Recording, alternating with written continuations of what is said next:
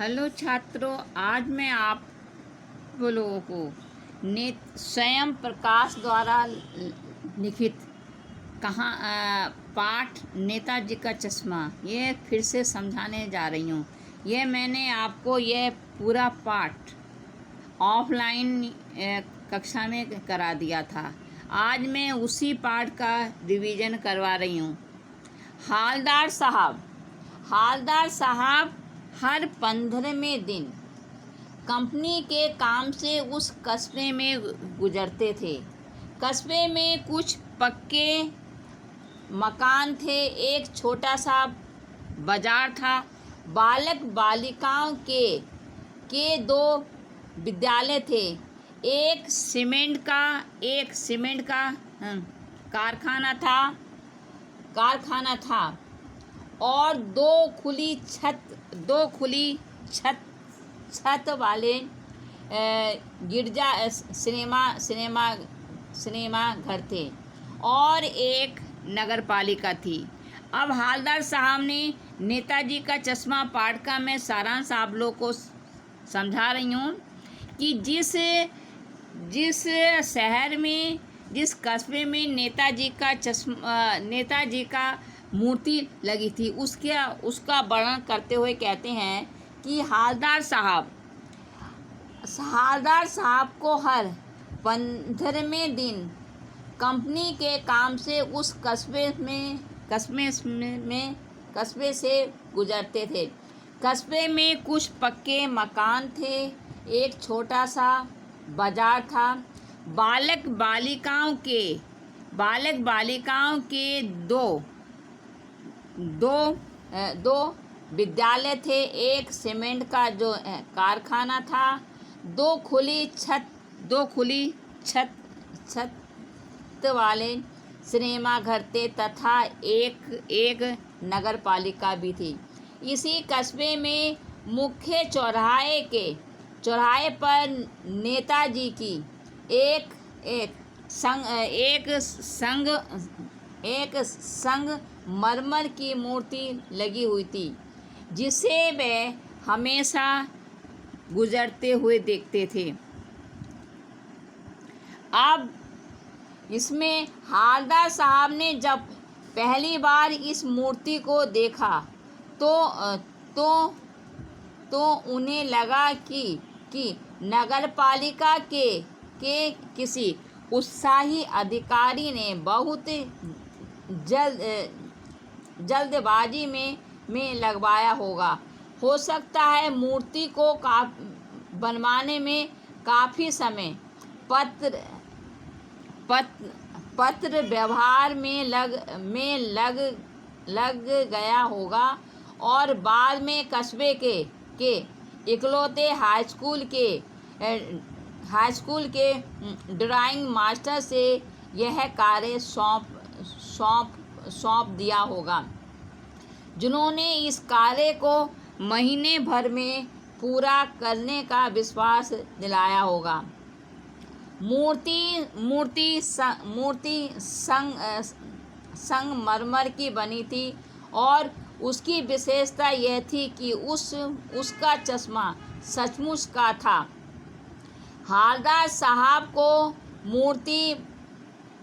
मूर्ति बनाने वालों का यह विचार बहुत पसंद आया, क्योंकि उस मूर्ति की यह विशेषता थी कि वह मूर्ति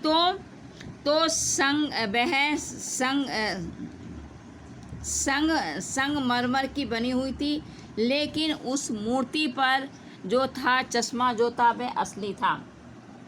तो हालदार साहब को मूर्ति बनाने वालों का यह विचार बहुत पसंद आया। हालदार साहब जब दूसरी बार उस वहाँ से गुजरे तब उन्हें यह देखकर आश्चर्य हुआ कि इस बार मूर्ति पर दूसरा चश्मा लगा हुआ था। हालदार साहब ने पान वाले से इसका कारण पूछा तो उसने बताया कि कैप्टन इन चश्मों को बदलता रहता है। हालदार साहब ने सोचा कि कैप्टन कोई भूतपूर्व सैनिक या नेताजी की आज़ाद हिंद फौज का कोई सिपाही होगा। इस संबंध में पूछने पर पानवाले ने मजाक बनाते हुए कहा कि वह लंगड़ा क्या जाएगा फौज में। उसी समय हालदार साहब ने देखा कि कैप्टन एक बहुत बूढ़ा मरियल सा आदमी है जो सिर पर गांधी टोपी और आँखों पर काला चश्मा लगाए रहता है। वह इधर उधर घूमकर चश्मे बेचता है। यदि किसी ग्राहक ने मूर्ति के चश्मे जैसा फ्रेम मांगा तो वह उस फ्रेम को वहाँ से उतार कर ग्राहक को दे देता है और उस मूर्ति पर नया फ्रेम लगा देता है।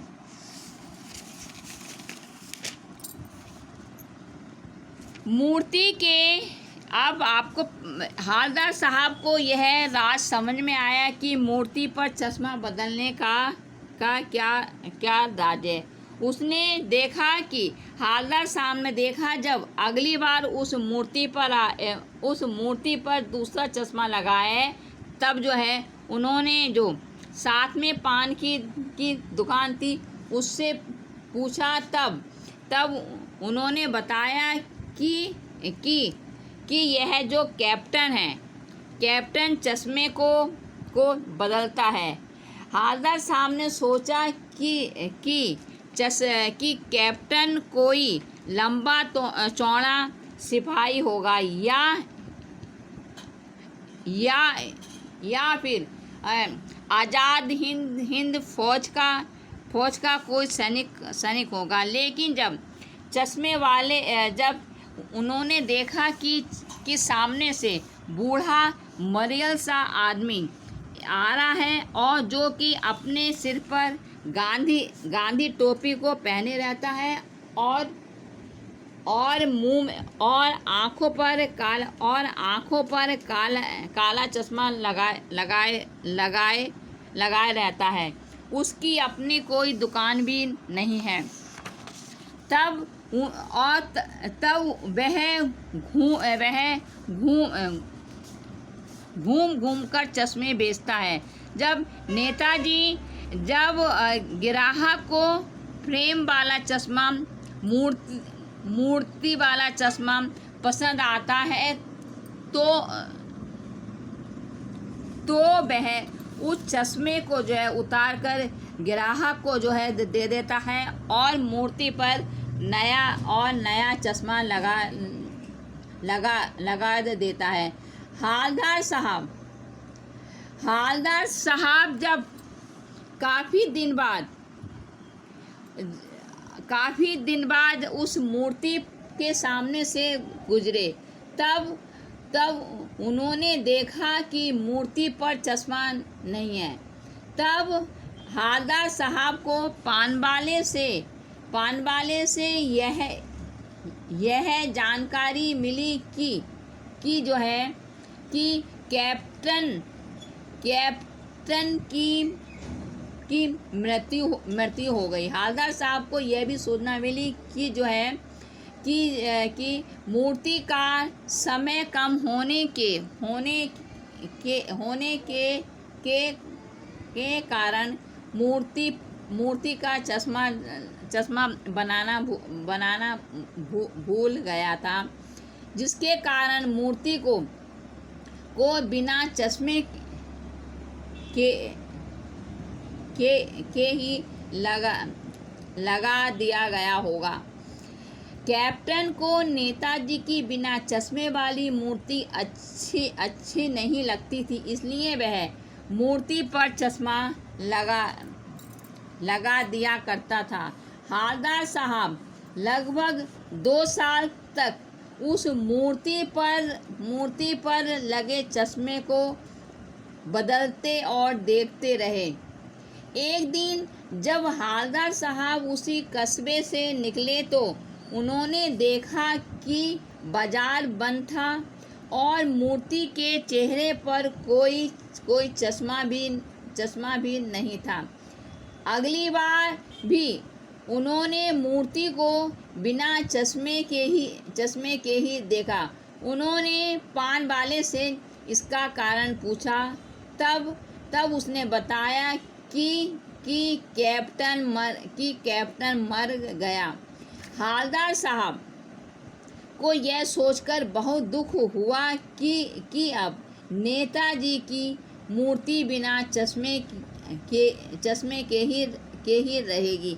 अगली बार जब हालदार साहब उस कस्बे से उधर से निकले तो उन्होंने सोचा कि अब वे मूर्ति को नहीं देखेंगे और ना ही उस चौराहे पर रुकेंगे, किंतु आदत से मजबूर होने के कारण उन्होंने उस चौराहे पर लगी हुई नेताजी की मूर्ति को देखा तो उनकी आंखें भर आईं। मूर्ति पर किसी बच्चे ने सरकंडे का बना हुआ चश्मा लगा दिया था। हालदार साहब बहुत भावुक हो उठे कि बच्चों के साथ साथ बड़ों के साथ बच्चों में भी प्रत्येक नागरिक में देशभक्ति की भावना व्याप्त है। यानी कि इस प्रकार से मैंने आपको इस पाठ का सारांश समझा दिया। इसका मैंने 2 आपको गद्यांश मैंने कराए हैं। पहला गद्यांश जो मैंने दिया था, पूरी बात तो पता नहीं लेकिन लगता है कि देश के अच्छे मूर्तिकारों की जानकारी नहीं होने और अच्छी मूर्ति की लागत और उपलब्ध बजट से कहीं बहुत ज़्यादा होने के कारण काफ़ी समय ऊहा पोह और चिट्ठी पत्री में बर्बाद हुआ होगा और बोल्ड की शासन अवधि समाप्त होने की घड़ियों में स्थानीय कलाकार को ही अवसर देने का निर्णय किया गया होगा। अंत में कस्बे के इकलौते हाई स्कूल के इकलौते ड्राइंग मास्टर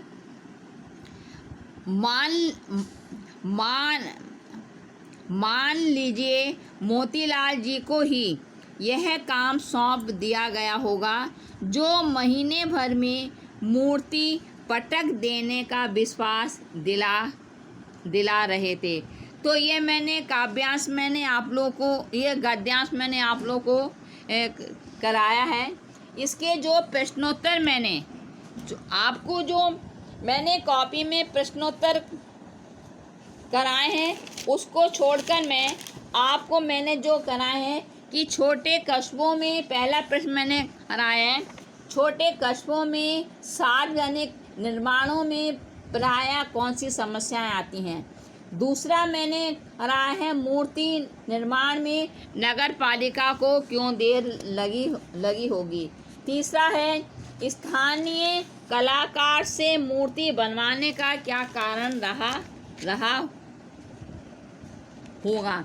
स्थानीय कलाकार ने क्या वायदा किया होगा। और इस गद्यांश में व्यंग्य का स्वर निहित है। तो इसमें अब जो मैंने आपको प्रश्न समझा रही हूँ, इससे दूसरे प्रश्न है, ये तो मैंने आपको कॉपी में समझाए हैं।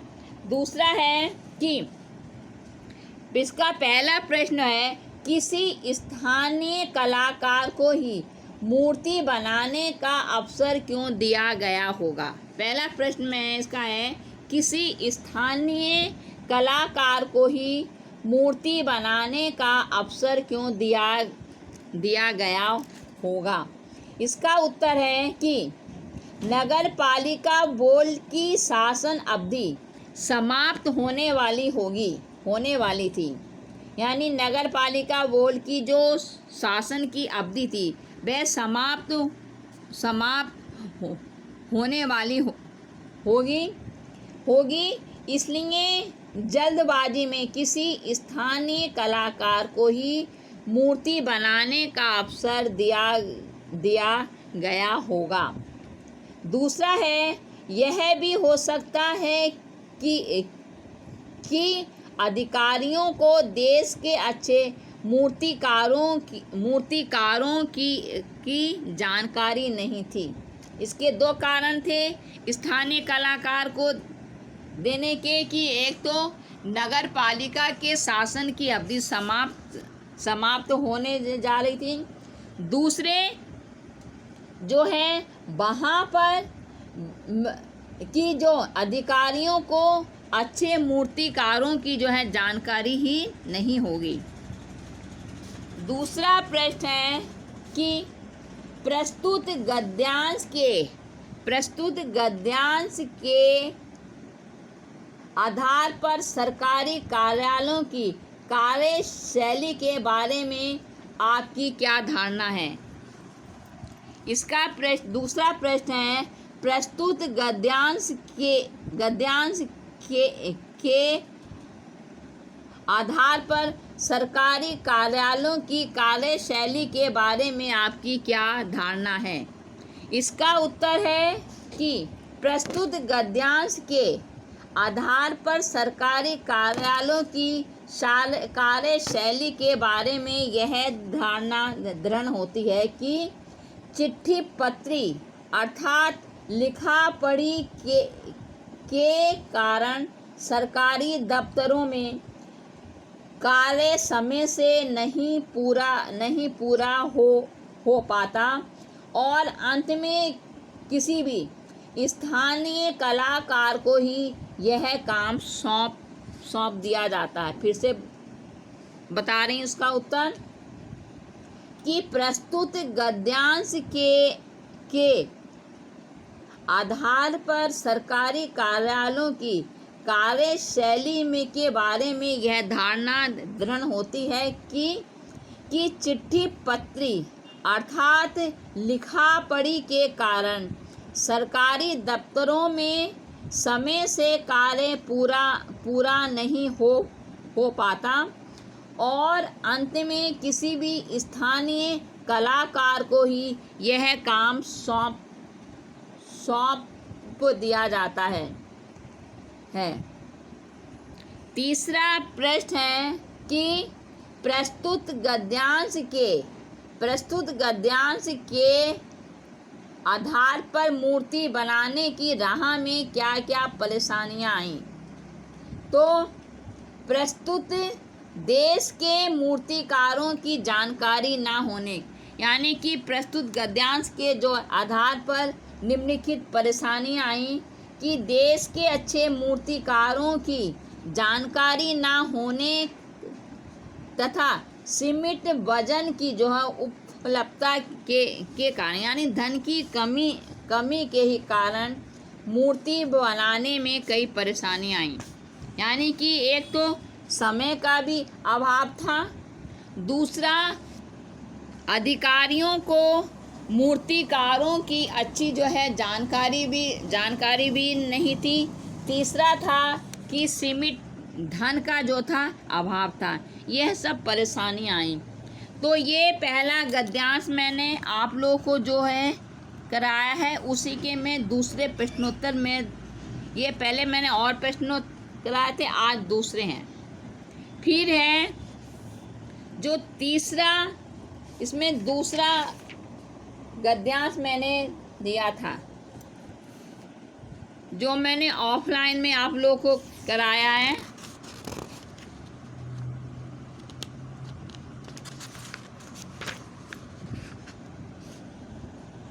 पेज नंबर 63, पेज नंबर 63 में जो अंतिम लाइन है, बार बार सोचते हैं, यहाँ से है बार बार सोचते हैं क्या होगा उस कौम का जो अपने देश के खातिर घर घर गृहस्थी जिंदगी जवानी जिंदगी सब कुछ होम करने वालों के जवानी जिंदगी सब कुछ होम करने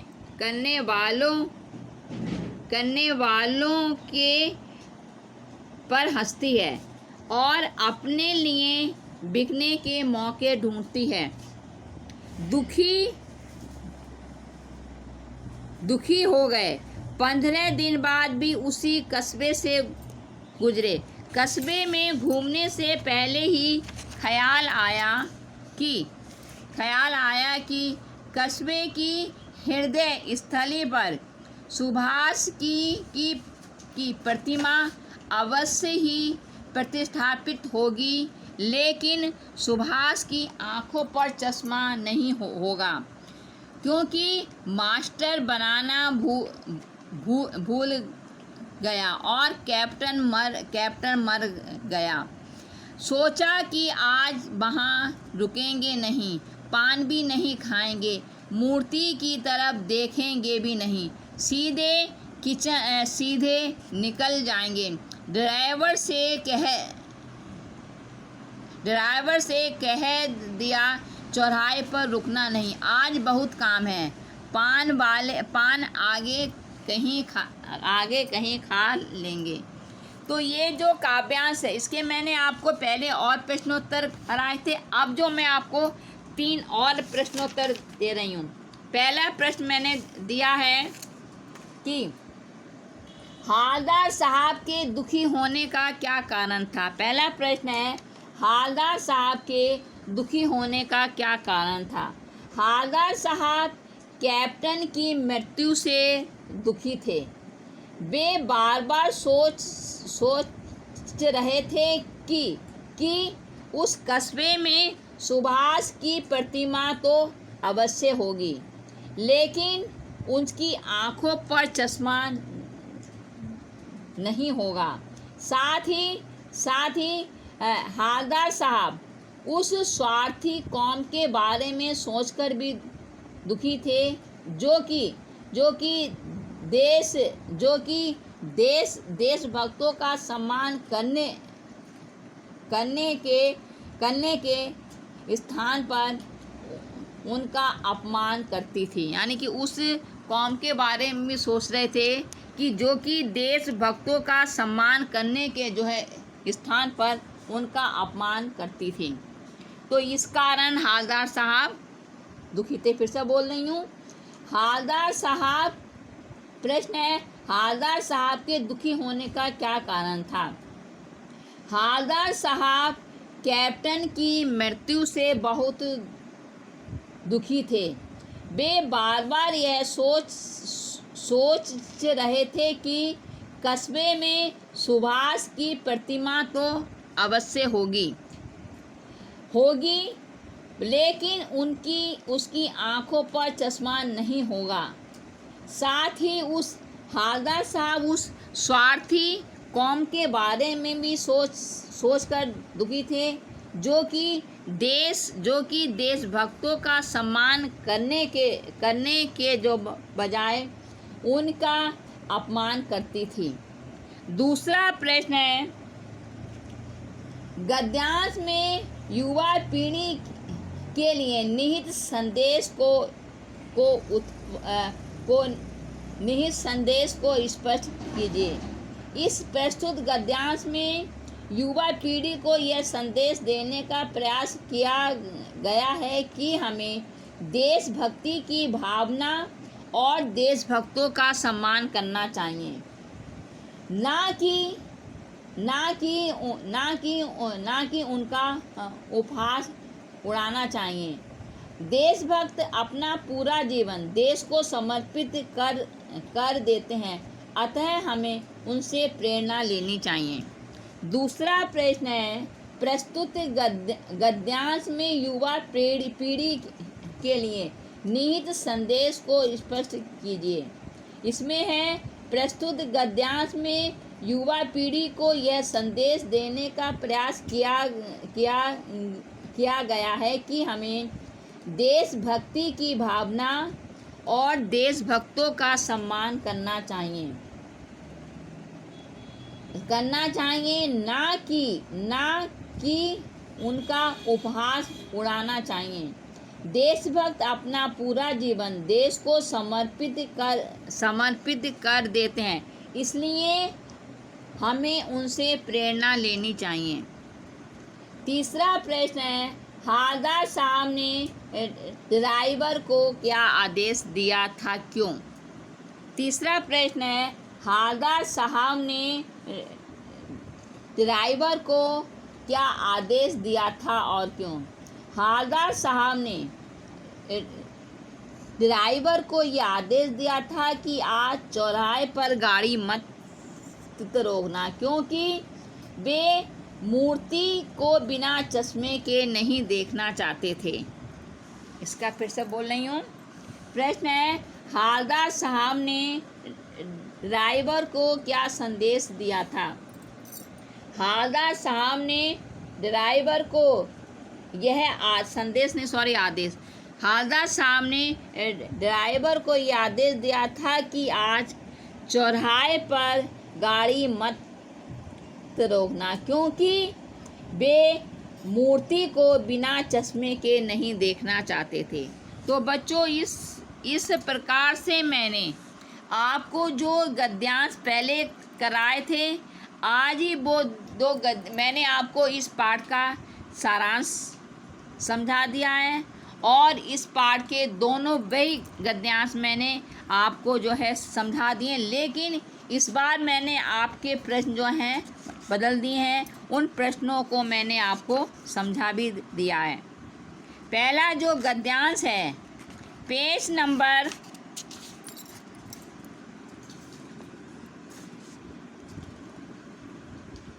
1 है आपका, पूरी बात से लेकर विश्वास दिला रहे थे। तो तीसरा है 63 पेज पर, 63 पर बार बार सोचते क्या होगा से लेकर कहीं और खा लेंगे, ये ऐसा है। तो इसलिए मैंने प्रश्न आप लोगों को समझा दिए हैं। इसके प्रश्नों के उत्तर आप लोग को अपनी उत्तर पुस्तिका में लिखने होंगे। पहले गद्यांश के जो 3 प्रश्न हैं, पहला प्रश्न है, किसी स्थानीय कलाकार को ही मूर्ति बनाने का अवसर क्यों दिया गया होगा? पहला इसी का है कि किसी स्थानीय कलाकार को ही मूर्ति बनाने का अवसर क्यों दिया गया होगा। दूसरा है, प्रस्तुत गद्यांश के आधार पर सरकारी कार्यालयों की कार्यशैली के बारे में आपकी क्या धारणा है। तीसरा है, प्रस्तुत गद्यांश के आधार पर मूर्ति बनाने की राह में क्या क्या परेशानियां आई होंगी। तो इस गद्यांश के सभी प्रश्नोत्तर आपको करने होंगे। अब इसी प्रकार से जो दूसरा गद्यांश मैंने समझाया है, उसके प्रश्न है, पहला प्रश्न है, हवलदार साहब के दुखी होने का क्या कारण था। दूसरा प्रश्न है कि हवलदार गद्यांश में युवा पीढ़ी के लिए निहित संदेश स्पष्ट कीजिए। युवा पीढ़ी के लिए क्या संदेश है, इसको स्पष्ट कीजिए। तीसरा प्रश्न है, हवलदार साहब ने ड्राइवर को क्या आदेश दिया था और क्यों। तीसरा प्रश्न है, हवलदार साहब ने ड्राइवर को क्या आदेश दिया था और क्यों। आदेश ये दिया था हवलदार साहब ने कि ड्राइवर को आदेश दिया था कि आज चौराहे पर गाड़ी मत रोकना, क्योंकि वे मूर्ति को बिना चश्मे के नहीं देखना चाहते थे। फिर तीसरा है क्यों का आंसर है क्योंकि वे मूर्ति को बिना चश्मे के नहीं देखना। तो इस प्रकार से बच्चों, मैंने ये नेताजी का चश्मा जो पाठ है इसका मैंने आपको फिर से रिवीजन कर दिया है, जो आप लोगों की समझ में जो है आ गया होगा। और इसी के प्रश्नोत्तर जो मैंने आपको गद्यांश वही है लेकिन प्रश्न दूसरे हैं, उसके आपको मैंने उत्तर भी समझा दिए हैं जो आपको लिखने होंगे। धन्यवाद।